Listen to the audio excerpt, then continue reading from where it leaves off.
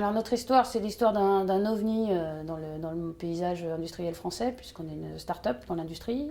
Une start-up dans l'industrie, c'est quoi? C'est créer son entreprise sans un sou, en sortant d'école et sans expérience industrielle. Ce qui nous portait, c'était surtout le client.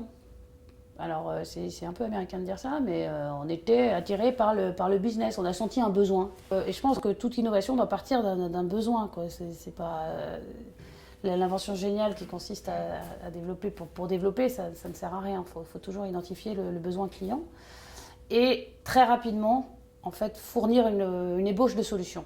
Donc ça commence par une première difficulté au Vallée de la Mort qui consiste à trouver des financements.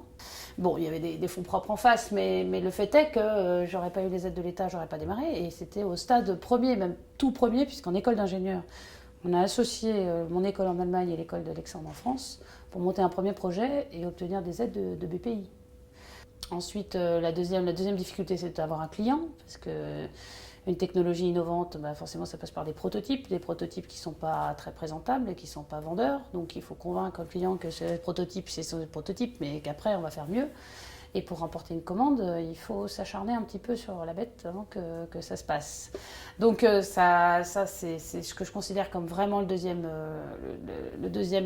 gros problème que peuvent rencontrer les startups. Et le troisième, c'est de passer d'une entreprise de taille, allez, 20, 25, potes, start-up, tout ça, à l'entreprise industrielle qui est capable de livrer des machines à des Chinois partout dans le monde pour des applications industrielles où la technologie doit atteindre des performances qui ne sont pas celles de la bande de copains de 25 ingénieurs.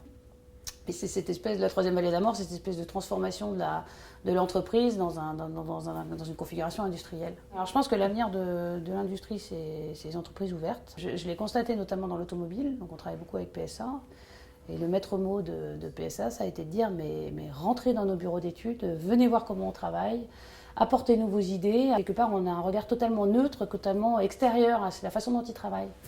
Et l'innovation, elle vient de là encore une fois. C'est-à-dire qu'on se dit, bah, attendez, vous faites ça comme ça, mais nous on fait ça comme ça, et puis tu échanges, et puis tu progresses, parce que le progrès vient forcément d'idées qui ne sont pas forcément en interne.